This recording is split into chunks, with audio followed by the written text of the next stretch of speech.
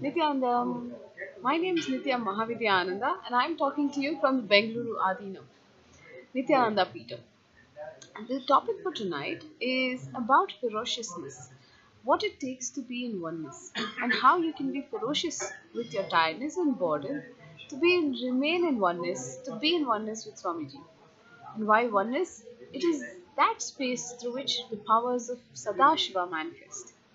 So this satsang tonight, Swamiji said, oneness is a space where your body and mind will not feel tired or bored. You would have gone beyond time. And he said the only way to experience and taste that space is to become very ferocious with your tiredness and boredom. He actually gave an example from his own life where he said there was a point where he did not get up early and missed an aarti.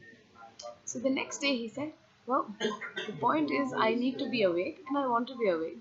So why go to sleep? And that was ferociousness from his side to his body and mind.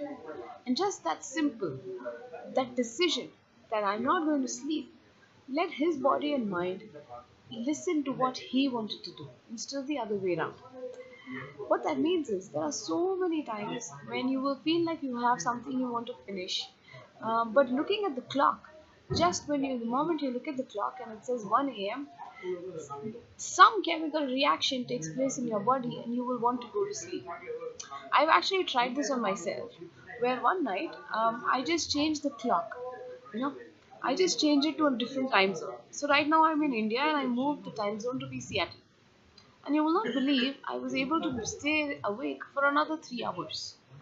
So, just to see that a simple act, a clock, can affect so much of my body mind system that it scares me about how many things there may be in my life that may be subtly controlling what my day looks like. So, the next 1 week or so, I played this game with myself where I would keep changing the clock.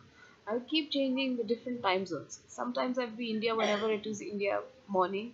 Then I would go to Seattle, like I said, when it's Seattle morning.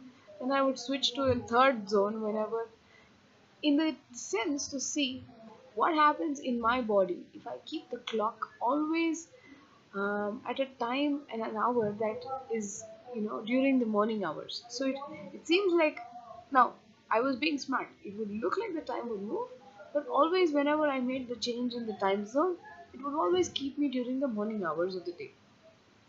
And it was very clear that if I did this for a few days, I could easily break the pattern of falling asleep by looking at the clock. I want to sleep when I want to sleep, not because I looked at the clock. If I look at the clock and falling asleep, means it is my mind playing tricks on me.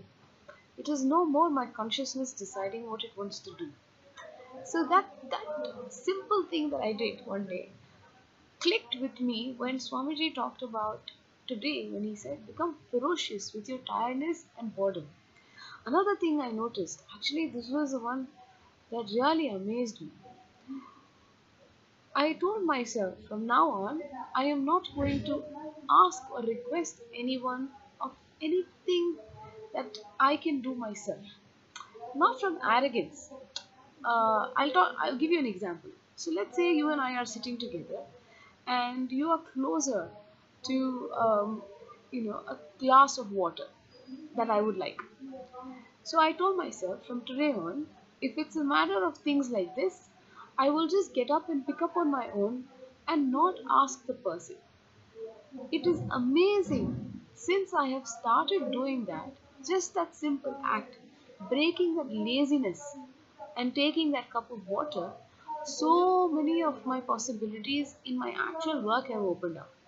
There was something I've not been doing for a little while. I was trying to design a website and I was just not able to. I wanted to add some new pieces, add some tags, and it was not moving. So at that time I thought, okay, maybe I don't know how to do it. Those are the words I gave myself. But the fact that I started breaking my laziness by saying I will not ask someone of things that I can do myself. You know how easy it is for us to say, oh, could you please open the door for me? Oh, can you pass me a bottle of water? How about you shut this for me? We ask so casually, but actually it is inherent laziness that really leads to those requests. So you will see, once you start playing with it, I actually started saying what was my authentic request. What is it that I really wanted to ask that person versus what it was just me being lazy, me not wanting to do it. Like if someone said, "Oh, can you call this person?"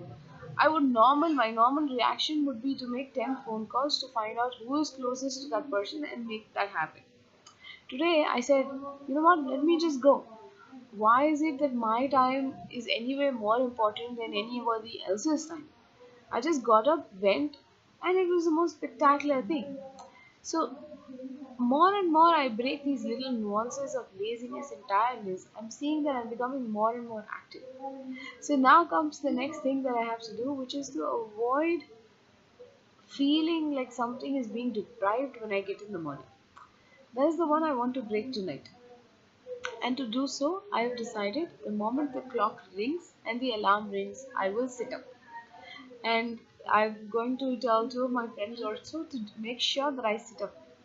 Because I really don't want to be deprived. I don't feel deprived. But there are moments that when you get up from the sleep, that moment you feel like somebody's taking something away from you. And that is the ferociousness I've decided I'm not going to care about. Ordinarily, I would sit down and see where is that coming from, what kind of feeling is it. But Swamiji very clearly said that is just a cutie pie way of consoling yourself and being sympathetic. Just be ferocious. You want to get up? Get up. Come on. Let this body and mind be awake and start its job. That's the declaration I have to do. So I'm going to start with that tonight and maybe talk to you guys again tomorrow.